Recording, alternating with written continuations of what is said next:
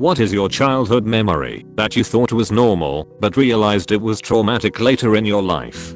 When I was in the 2nd grade, my older sister came into the bathroom while I was taking a bath to play with my toys with me. I didn't find out until later it was because my father was having a stroke from drinking too much and was making sure I didn't finish taking a bath before the paramedics arrived. My mom leaving me at different places with different people for months at a time, or when we would be driving. I remember there would be times where she would tell me about the school she was going to take me to and that I would live there. I remember her describing the horses they had, lies, and how much I would love it. She never ended up taking me there, but would always talk about it like it was some magical place.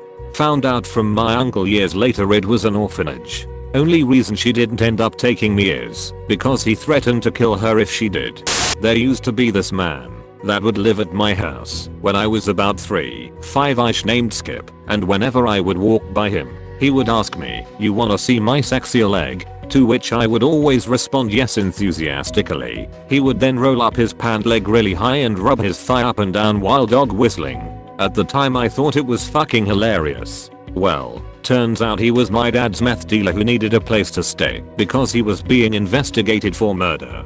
There's so many to choose from, but one that sticks out is mum and dad constantly falling asleep on the couch when they were really on the nod from doing smack. Great way to leave a 6-year-old and a newborn baby.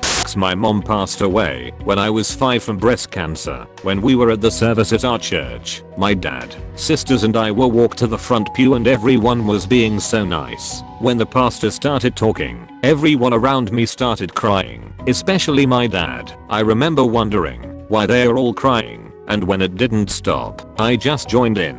I didn't get why we were crying and thought my mom was just at the hospital resting, like she had been so many times before. One year on Halloween, I was probably about 8 or 9 years old. My mom didn't let my sister and me go outside to do some trick or treat in the neighborhood, but bought us a new Barbie movie and lots of sweets instead. Also, we were allowed to stay up as late as we wanted to. It was because she was afraid our parents were divorced, father abusive, would try kidnapping us. He had tried before. Still, it is one of my most treasured childhood memories because we had a great evening. Just my mom, my sesame. As a kid, I used to brag about being able to sleep for over 24 hours straight to friends or teachers or really whoever would listen. I was mid-sentence mentioning it as a freshman in college when I realized my divorced father was drugging preschool me with cold meds, so I'd sleep through his weekends of custody with me. It really fucked up my sense of reality for a while. My mother would have to regularly go on rescue missions to stop my grandmother from killing herself. I would get phone calls saying I'm on the way to grandma's again.